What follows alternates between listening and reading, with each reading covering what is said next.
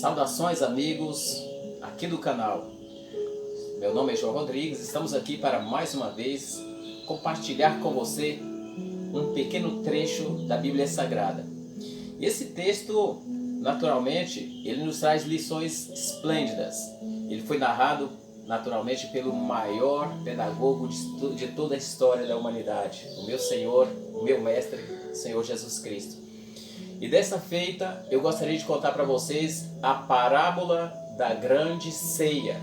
A parábola da grande ceia. E o que é uma parábola? Uma parábola é uma pequena narrativa que usa de alegorias para ensinar uma lição. E Jesus Cristo tinha muito dessas coisas. Ele falava das coisas terrenas a fim de mostrar as coisas celestiais. E dessa vez aqui, nós estamos com a parábola da grande ceia. O que é a parábola da grande ceia? Eu vou te contar com as minhas palavras e depois a gente vai trazer para o mundo espiritual, tá certo? Para o nosso mundo, para a nossa aplicação, para o nosso enlevo espiritual nesse momento. A parábola da grande ceia, em primeiro lugar, qual que era o ambiente? Normalmente nas parábolas, Jesus Cristo se encontrava num ambiente de regozijo, um ambiente onde ele se encontrava à mesa com seus discípulos, com seus seguidores.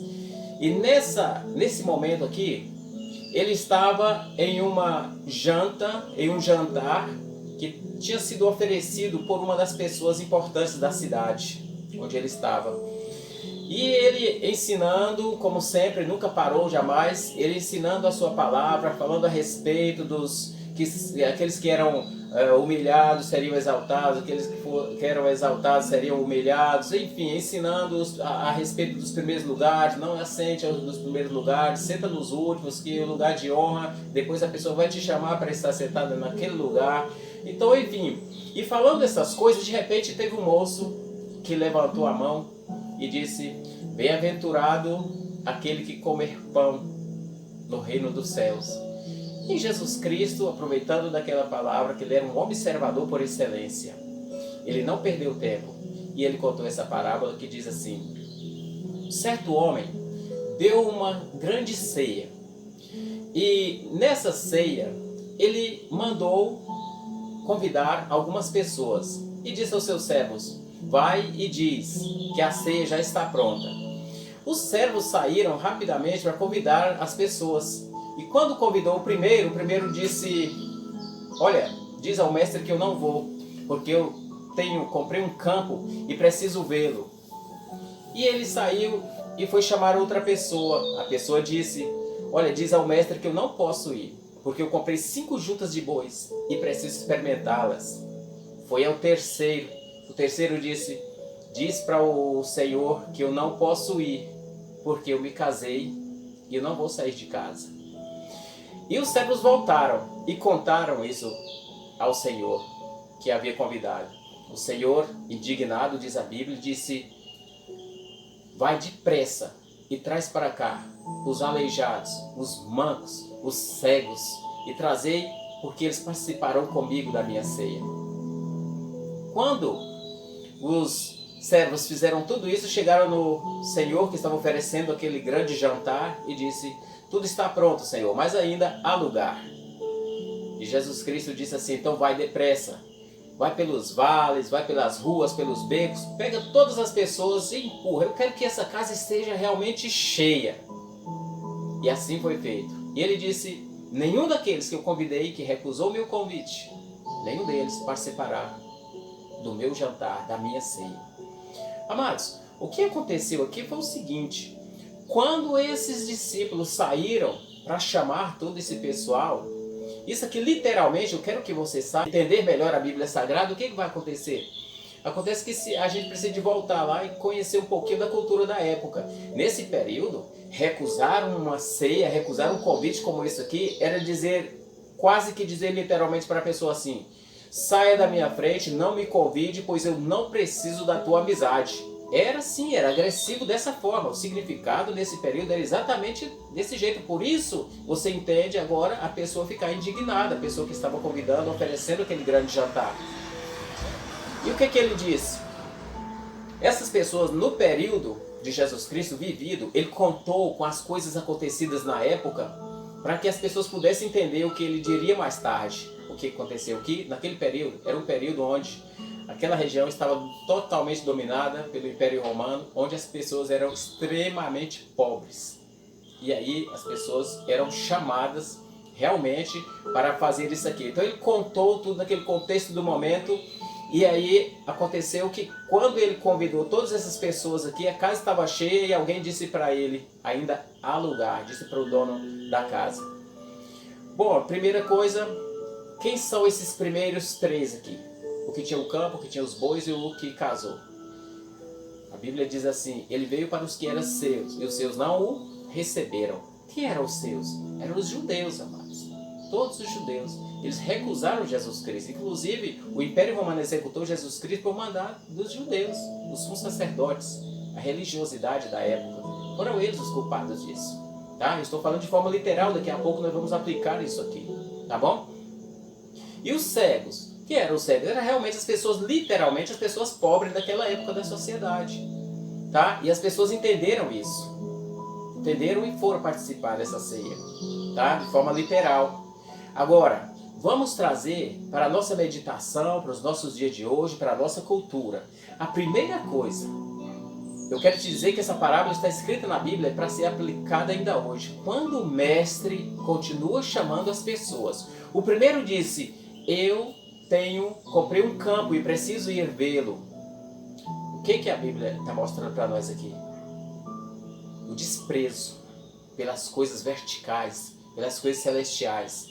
E o amor, o apego às coisas desse mundo, às coisas horizontais. Da mesma forma, era como se aquilo lá fosse uma grande empresa, visto que na época a maior fonte de renda das pessoas era a agricultura, a atividade principal, central era a agricultura. Então isso era de fundamental importância para aquele moço que rejeitou. Aí veio para o segundo disse, eu comprei 5 juntas de bois. Preciso experimentá-las. Amados, junta de bois, na época, seria como os arados de hoje. Os animais eram usados para arar a terra e para outras coisas, mas principalmente para arar a terra. Então, mais uma desculpa, as pessoas pensando nas coisas que são daqui. Mais uma vez, as pessoas ligadas muito nas coisas que são daqui. Isso me faz recordar uma outra parábola na Bíblia Sagrada. Não, foi uma história, foi um feito. A Bíblia diz que chegou um jovem em Jesus Cristo e disse, bom mestre, o que posso fazer eu para ser salvo? Jesus Cristo disse, tu já sabe a lei de Moisés, não matar, não roubar. E o jovem rapidamente interrompeu e disse, Senhor, mas eu já faço isso desde a minha adolescência, desde a minha juventude. E Jesus Cristo então olhou para ele e disse, então jovem, falta só te uma coisa. Faz assim, vai lá, vende tudo que tens e segue-me. Aí a Bíblia diz que o jovem teve o seu semblante entristecido, abaixou a cabeça, virou as costas e foi. Sabe por quê? A Bíblia relata que ele tinha muitas riquezas. Mais uma vez as pessoas apegadas às coisas materiais. E depois veio aqui o terceiro homem. Disse, eu casei e por isso eu não posso ir. Irmãos, o que a Bíblia fala para nós? A Bíblia fala assim, olha só o que está escrito aqui no versículo 26, dessa mesma página aqui. Se alguém vier a mim e não aborrecer o seu pai, sua mãe, sua mulher, seus filhos, seus irmãos e irmãs, e ainda também a sua própria vida, não pode ser meu discípulo. Essa palavra aborrecer, cuidado, não é aborrecer, está sempre aborrecendo as pessoas, não se trata disso. Jesus Cristo, em outras palavras, está dizendo aqui o seguinte, aquele que não me der prioridade absoluta em todas as suas coisas, na família, no trabalho, nos bens materiais, eu preciso estar em primeiro lugar. Aquele que não me der a prioridade não é digno de ser o meu discípulo. Então isso aqui me chama muita atenção. Eu preciso deixar Jesus Cristo ser a primeira pessoa na minha vida. E depois vem os demais. Sabe o que acontece?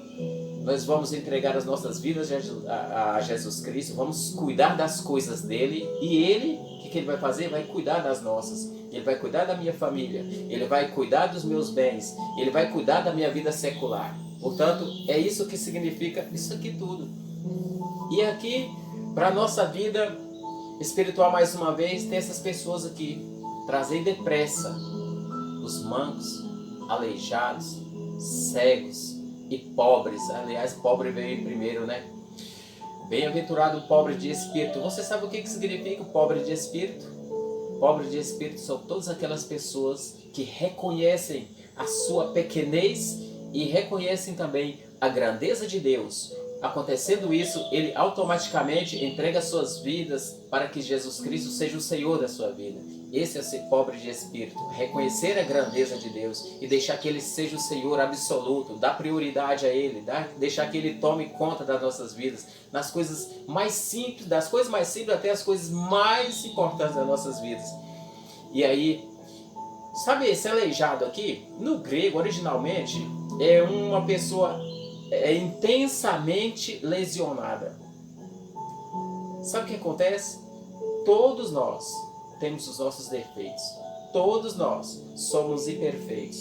Todos nós precisamos de Deus. Todos nós estamos precisando de olhar mais para o céu, ao invés de estarmos olhando para um lado e para o outro aqui nessa terra e entregarmos as nossas vidas na mão do Mestre Jesus Cristo.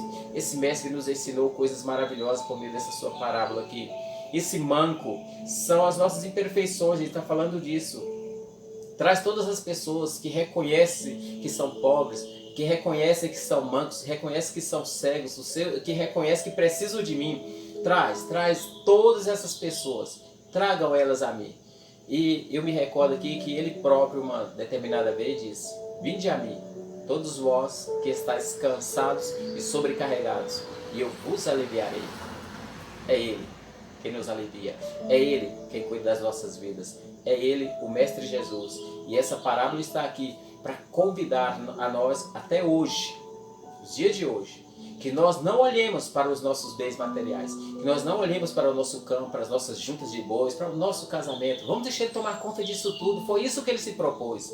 Ele se propôs a cuidar de mim e cuidar das minhas coisas. Ele se propôs a cuidar de ti e cuidar das tuas coisas, a cuidar das nossas vidas.